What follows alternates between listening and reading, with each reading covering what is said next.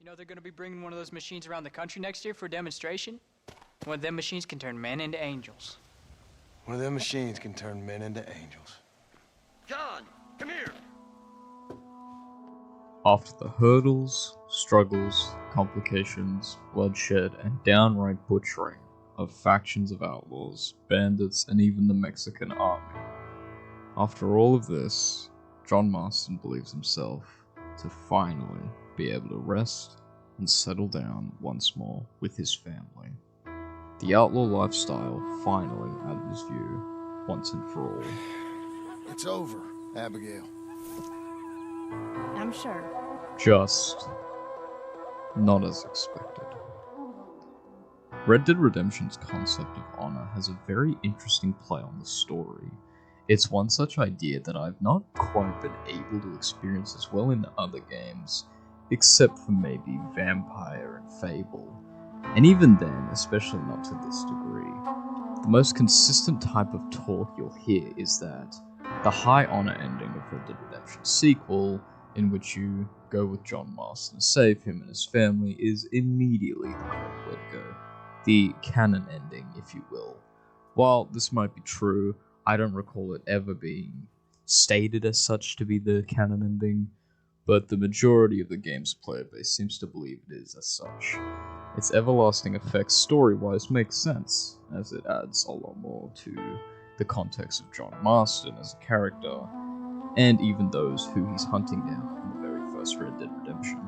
Years before that, I rode in a gang. We robbed banks, trains, held people ransom. We killed people we didn't like. Following Arthur's death, John is a bit more composed, quiet, however still reckless within the contents of the epilogue.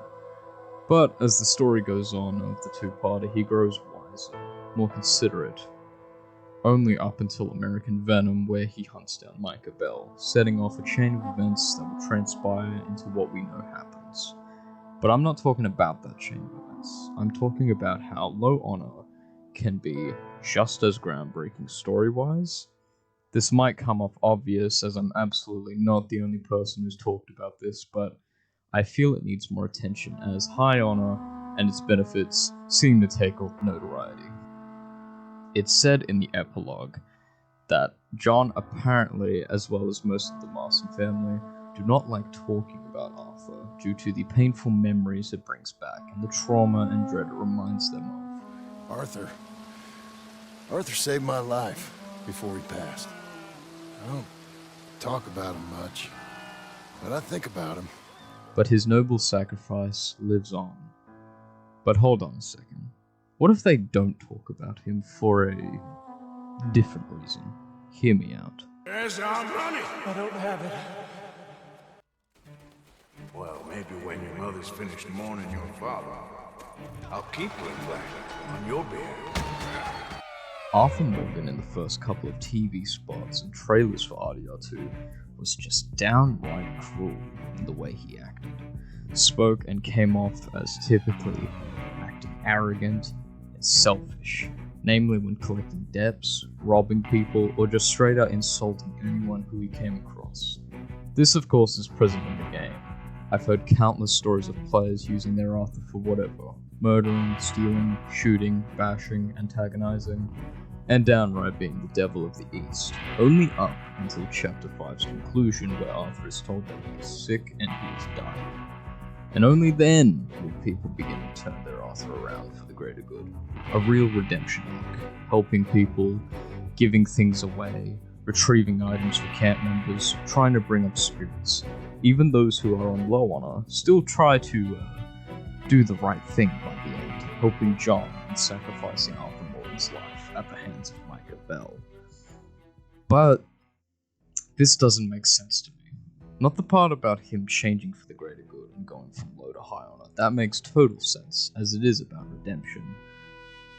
But low honor, the whole way through to the end. Go for the money. Arthur in low honor has fallen into the pits of darkness only rivaled by Dutch Van der Linde and Micah Bell respectively. Arthur's... Get out of here. I'll see you around, John Marston. Is cold, lifeless almost. This isn't a directly evil man, but a man who cares about John only secondary to himself. Greed, corruption, so far off the beaten path, Arthur can only think for himself. Even John seems a little startled, or rather saddened by his coldness, for the simple, Be safe! the last words these two gunslingers and brothers for life will ever exchange with each other. A complete disconnect felt compared to high honor and helping John. Arthur now charging through the woods, massacring everyone and everything he sees, spitting out murderous lines, hollering for Micah. His bloodlust is at an all-time high. His pot shots at Dutch as well, claiming he has gone weak, faintly trying to alert him continuously that Micah is the rat, are all a part of a deep personal vendetta. No longer looking for any concept of redemption, but greed and revenge. Arthur's pleas during his death here seem a lot more in spite rather than sadness, validating to himself that he won. I mean, yikes, even Micah looks freaked out. And in all of this, Arthur puts it best, himself.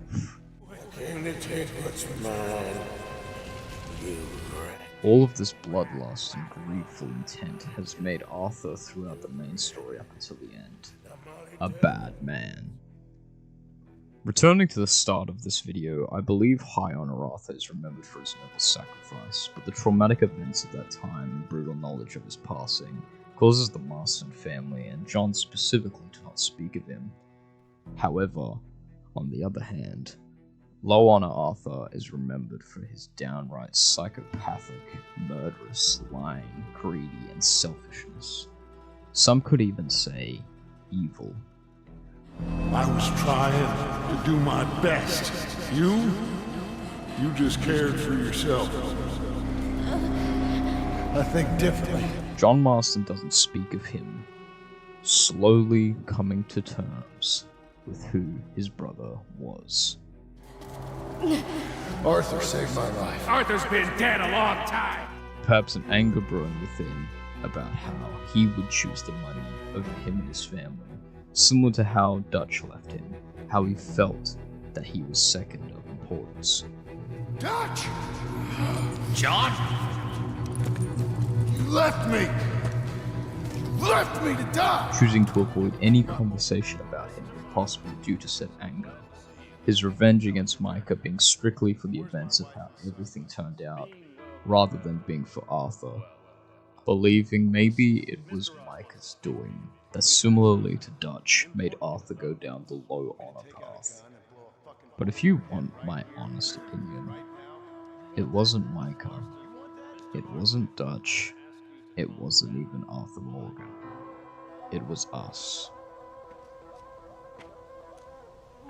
By extension to all of this, John too no longer does American Venom for revenge for his brother, but selfish, personal revenge against what had happened to him, which, much like Arthur, and how his fate turned out, has consequences in the end.